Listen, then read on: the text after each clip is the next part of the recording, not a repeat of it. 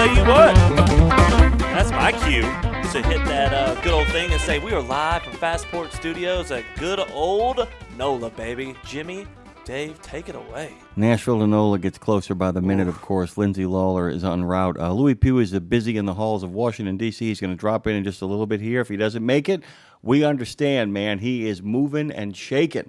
And by the way, you know what? I really hate, Dave, is when people say, the hoi polloi. I'm like, the hoi polloi is not the hoity-toity. You know that, right? I don't know if I did or not. When people say, oh, hanging out with the hoi polloi, that means you're hanging out with, like, the street urchins and the maddening crowd. Oh, hoi polloi, yeah. The hoi polloi is not the hoity-toity. Hoity-toity is very different than the hoi polloi. Don't let the hoi confuse you. There were a lot of when I was a little boy, in the 50s now, I was a little boy, on television, the cartoons that they showed on television were pretty old, and a lot of them were from the 1930s. We didn't know the difference. And a lot of cartoons were things like a guy has a shop where he sells chinaware, plates and dishes and cups and stuff like that. Yeah, yeah. And he closes up, and then all the plates and the forks and the spoons and everything come to life, and they tear things up all over there. And then when he comes back to work to the shop the next morning, they all jump back up on the shelves. That's the kind of cartoons I grew up with. But with music going, exactly. And you can hear you get somebody playing a small little guitar, and somebody's got a little trumpet or horn. I don't. Yeah, those kind of merry melodies. Merry Melodies, yeah. Not bad, huh? Pretty good, huh? Stuff. Yeah, I like Merry Melodies a lot. But there was a cartoon, but a lot of it had to do with the Depression. And I'll never forget. You know how you can just remember some little thing from your childhood? I'll never forget this cartoon where these young kids were on the street. It was sort of like Tiny Tim in A Christmas Story, or a Christmas Carol. Carol by They would have kicked Tiny in the Christmas Story. They'd have kicked Tiny Tim down the slide.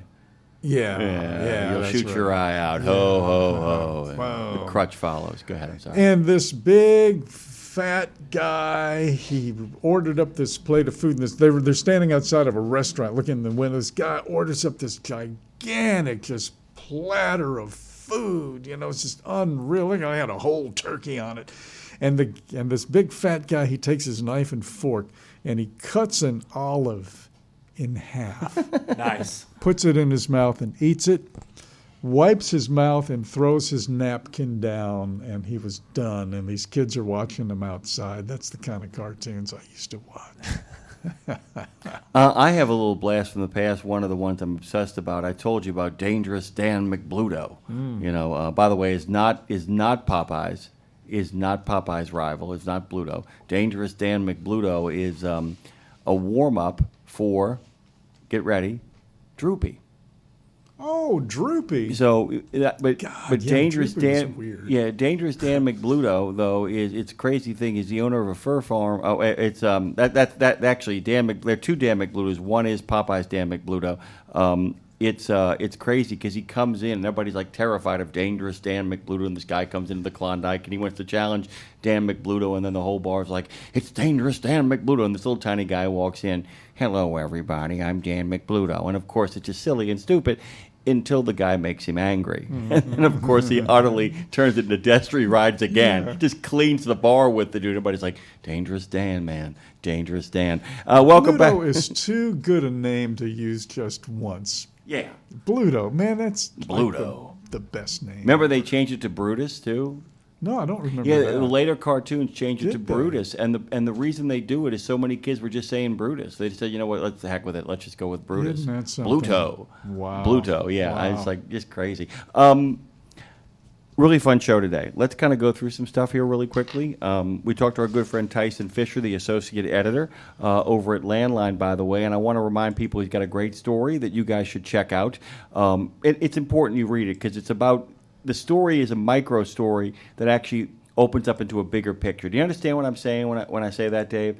The idea that the story is very specific. It's about a large trucking company, Knight, owing money to job seekers in Washington State for wasting their time, failing to include a wage scale in the job post. This is the second mega carrier to settle a pay transparency lawsuit in the state. I think the story in its specificity reminds us that truckers, because of social media and because of the better understanding of shows like this, shows like Dean Croak's, content like Dean Croak, lots of great stuff like a lot of the guests we have on the show on a regular basis.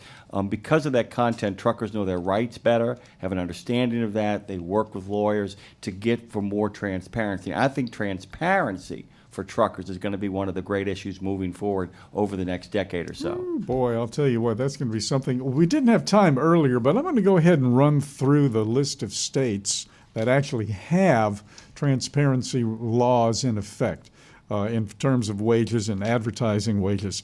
And they're in alphabetical order. You ready? California, Colorado, Connecticut, Washington, D.C., Hawaii, Illinois, Maryland, Massachusetts, Minnesota, Nevada, New Jersey, New York, Ohio, Rhode Island, Vermont, Washington, and no, Louisiana is not on that list. By the way, guys, if you are from a southern state, you got to keep keep the push persistent, as I like to say. Or as former mayor of the city of New Orleans, Ernest Morial, for whom the convention center is named after, he would always say, keep the drive alive. But keep that push persistent. Let your representatives, your state and local reps, let them know, hey, man, you got to get some more transparency around here. That's really, really important. Our good friend Tyson Fisher, the story is called "Another Trucking Giant Owes Applicants for Vague Job Pay Info." Chris Maxwell joined us, and we left so much on the table. And Dave, can you kind of give us an example of a few of the things we didn't get to, so when next time Chris gets here, people have a sense of what that is? Well, he, by the way, really quickly, is the president and CEO of the Rhode Island Trucking Association. Sorry about that. Go on. Oh, sure. But we talked about the tolls, so we won't rehash that. But one of the things, well, the thing that we really didn't get to is something that we're going to zero in on exclusively next time Chris joins us, and that is the new controversy surrounding the Washington Bridge. The guy who designed the bridge came out not too long ago with an editor. Well, it was a letter to the editor type of a thing, and it was.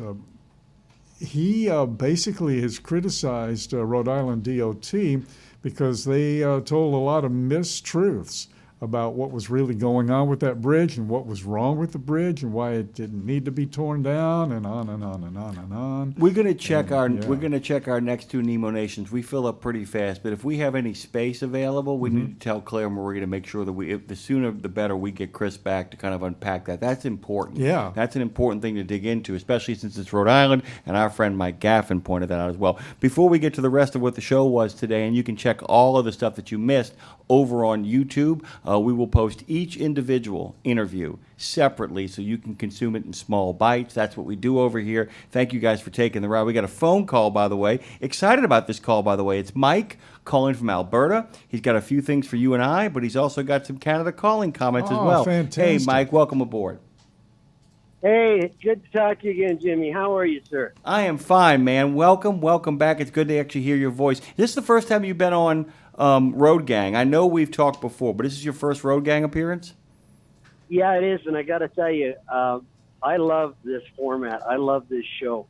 I'm listening to it every morning, and it's getting addictive. It's like my morning cup of coffee, and it just flows so nice, and I just absolutely love it. Mike, that means, and I will say this, some people have a problem with it. I don't. Thank you very much. It means the world to Dave, myself, Dre, and everybody that's worked really hard in less than 6 weeks to put this thing together.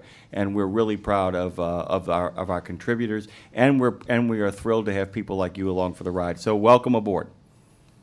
Yeah, thank you. I wanted to say to Dave, yes, sir. There's a terminology that we used to use in AM radio called skip. You know what I'm talking about? Skip, oh, sure, skip, yeah. Mm-hmm.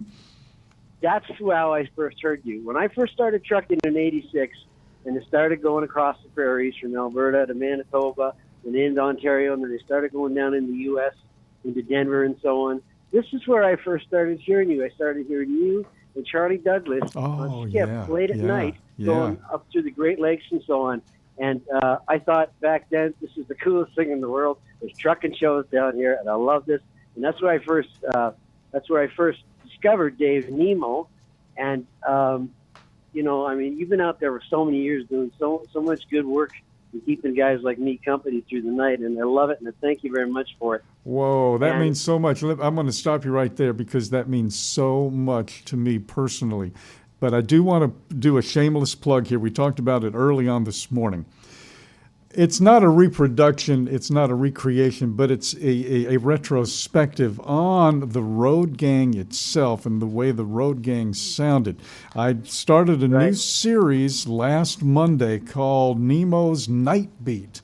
Night Beat was the name of the radio program I did in Yongsan Army Air Force Base, a suburb of Seoul, Korea, during the Vietnam War. I was actually stationed in Korea, of all places, and did that. So we brought it back, and it's an hour-long show with music and comedy and some stuff that I throw in there. I think you'll like it. I hope you will. I'd love to hear from you. So it's on tonight. The next episode is tonight at 7 o'clock Central Time. What's your time? What time is it where you are right now? Well, I'm running between Mountain Time and Pacific Time. I'm hauling cows out of southern Alberta down to Washington State. Okay. So I cross from Mountain Pacific. But I will find it, So if it's on 7 Central, that'll be about 6 o'clock Mountain Time, be 5 o'clock Pacific Time. So I'll find it. Yes, fantastic. And let me know what you think, Mike, if you don't mind. I will. Since you were there. Yeah, and don't forget, you can't listen to it on YouTube because of the music rights situation, but you can hear it on iHeart. You can hear it on Odyssey, correct, Dave? Odyssey, iHeart, Alexa. You can say, Alexa, play Nemo's Night Beat. I can't believe I'm saying that. Or RadioNemo.com is where I listen. Yeah, you could hear it there, too. RadioNemo.com. Okay, I will dig it up. I mean, because you've been such a wonderful source of entertainment. So I interrupted you, so I'm going to keep talking. You've got some other stuff you want to say. We want to make sure you breathe into it, brother. Yeah. Yeah, the interprovincial trade across Canada and so on, that is a serious issue. And to a degree, Jimmy, you're right about, centralizing everything, the Canadian government centralizing everything and making it a stronger force, economic force and so on. But I mean, every province up here, sort of has their distinct way of doing things, and under the Charter of Rights, each province has control over mineral rights and so on and so forth. And so, I don't think provinces would be gung-ho to give up certain rights, but the harmonization of interprovincial trade and so on and so forth, and that goes right down to truck weights, axle bridgings and infrastructure and so on and so forth. That's a win-win situation if every province can agree, here's the standard that we need to set across as far as trucking is concerned, driver qualifications, because as Joan was talking about driving in the mountains as opposed to driving in other parts of Canada, I mean, it's different ball games, different, geographies and so on and so forth. So that needs to be centralized and standardized. The actual trade itself between provinces of goods and so on, those barriers need to come down, because you can't sell Ontario wine out in Alberta, and you can't sell British Columbia wine in Ontario, and you can't sell this product here and that product there, and it's a bunch of crap as far as I'm concerned. But it's a protectionism thing for each province. But the sooner we can get those barriers down, and the sooner we can harmonize, yes, we will have a stronger economy in Canada, a centralized economy. But as Jimmy also said earlier in the conversation too, I mean, our biggest trading partner is Canada, right? And we hear a lot about the auto sector. I'm in the agriculture sector, and the way the agriculture sector is linked between the U.S. and Canada, I would almost be hesitant to say it's bigger than the auto sector, because, the bulk ag products that go down in the United States, the beef that goes down, how the U.S. puts value-added goods onto it and process it and so on, sends it back to Canada. It's all interlinked, right? And so is Canada becoming a stronger nation provincially, border to border across, I think that would even strengthen us to be a better trading partner with the United States and allow the United States to realize, Canada is our number one ally and vice versa. And that's the 2 cents I wanted to get across about that. By the way, my brother, you are welcome to call anytime. You know me. Often people will call and they'll have an opinion, and one of the ways I honor people's opinion is by telling them when I disagree with them. There is nothing that you have said that I disagree with. I think that's a spectacular analysis, and I think the nervousness and the trepidation of Canadians to give up what is unique and wonderful about their identities might make this a doable thing, in the sense that they might be able, and since it seems to be coming from the provinces, which is where that's so important, that it isn't the central government, isn't the federal government saying we're going to do this. It is the provinces acting as one to say we need to work out something that allows the central government to take over some of these responsibilities to actually create more freedom for their citizens, because the ability to move goods and services and keep them cheap across borders often is a way of helping those who have a little bit less be able to afford the things that they need. I think what you're talking about is a grand vision that also allows Canadian identity from province to province stay intact. Did I kind of get that right of what you're talking about here? No, you hit it right on the nose. You hit it right on the nose. It's just like you take states like New Orleans and New York, right? They're all part of the United States, but each state is different. Each state is unique, like California compared to Nebraska. They all have their own uniqueness about them, and you can't take that away from them. And, trade barriers and so on is not going to take that away. It's only going to enhance the uniqueness of each individual jurisdiction. You know, I mentioned earlier, a little bit earlier, that they did a survey, and 46% of Americans said they'd rather have a centralized government than the United States of America. And my first thought was, whoa, does that mean Louisiana will lose our parishes? Oh, by the way, Mike, it's good to talk to you. Our good friend Lewie Pugh has actually broken away from the halls of Congress to join us, so we're going to tell you thank you. You are welcome to call anytime that you are free. Thank you so much, my friend. Really, God bless, guys. Take care. Thank you so much. Quality phone call, matching a lot of the really great quality comments. good. We get quality phone calls here. Yeah. We are proud of our phone calls here. We're proud of our friends, and they are our friends. We have so many people out there who make a difference. Speaking of friends who make a difference, Lewie Pugh, as our good friend Lindsay Laura would say, pew, pew, pew, pew, pew. Lewie and I, by the way, Dave, are going to cut a wrestling video together at some point. We're going to make it happen. We should have, you know what, Lewie, I realized, you know who Dave would do a good job playing? Reeser Bowden. Who's that? Reeser Bowden.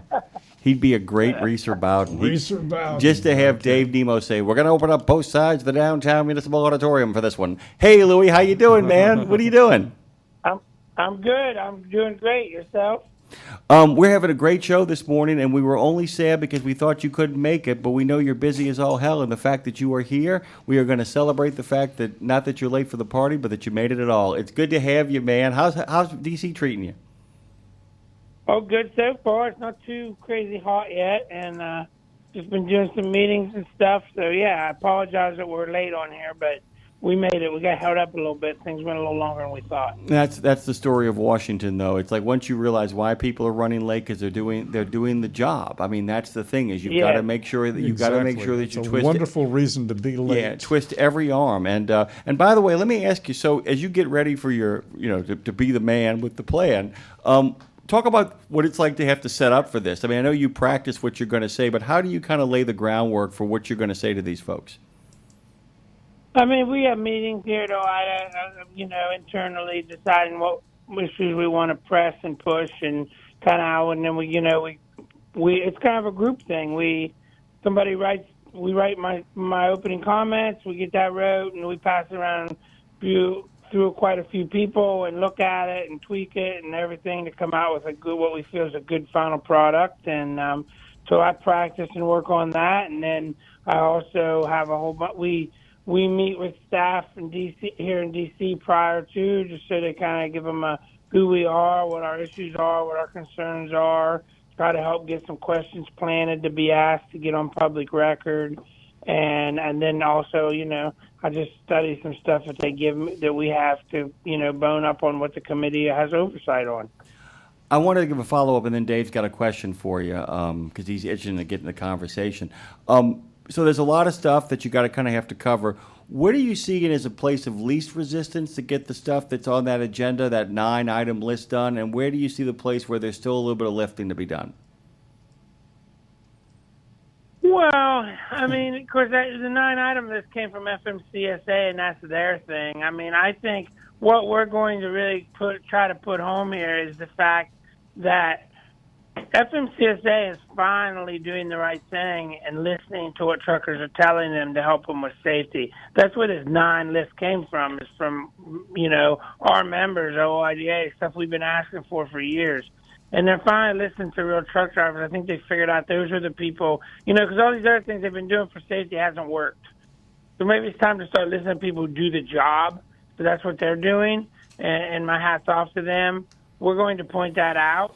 We're also going to be point out the fact now it's time for Congress to start taking that approach of reaching out, of listening to truckers more, and acting on things that truckers are asking for and wanting. I mean, I'm going to say tomorrow, this could be, we're going into highway bill time, highway bill authorization. That's what this is all about. We're going into a time where Congress has the opportunity to make the best pro-trucker highway bill ever, which would equal the best highway safety in the future we ever had, because you're listening to the men and women who run up and down the road, who are on the front lines and understand how it takes to be highway safety. So, we're going to talk about issues, but that's one thing I'm going to really hit on in my opening statement. Listen to the truckers. It seems as if, Louie, this is Dave, and thank you so In much. case you didn't know. Of course. I didn't know. When did you start there?